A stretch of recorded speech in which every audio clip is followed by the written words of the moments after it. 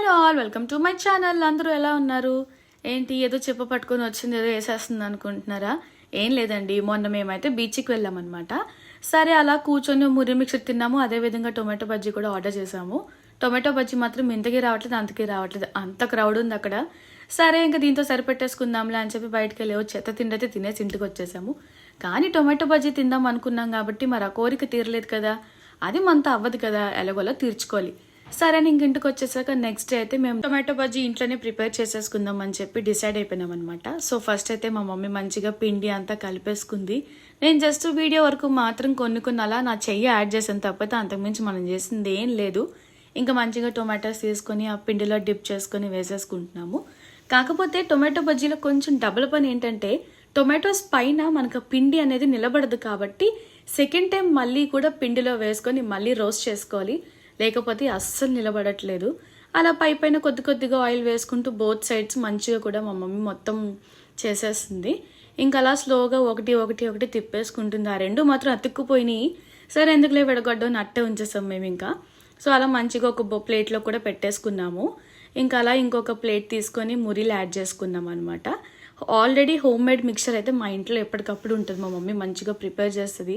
Cornflakes, పల్లీలు, వేపిన పప్పు మంచిగా ఫ్రై చేసుకొని ఉప్పు కారం చల్లుకొని చేస్తుంది అనమాట. చాలా అంటే చాలా బాగుంటుంది అది.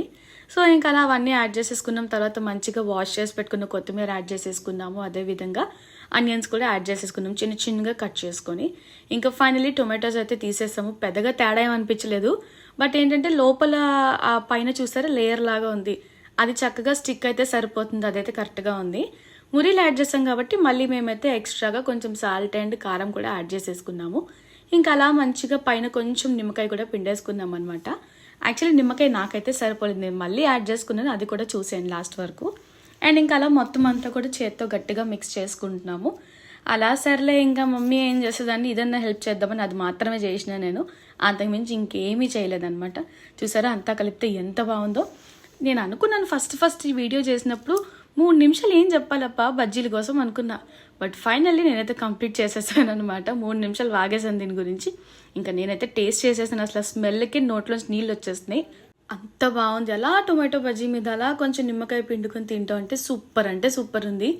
యాక్చువల్లీ కొంచెం షేప్ తేడా కొట్టేసింది కదా, అది నా పనే, నేనే ఊరికే ట్రై చేశాను అనమాట. అస్సలు బాగా రాలేదు నేను చేసింది. సరే మరి ఇంకా మనకి షేప్తో పనేముందని చెప్పి శుభ్రంగా తినేసాను. నాకైతే చాలా అంటే చాలా బాగా వచ్చింది.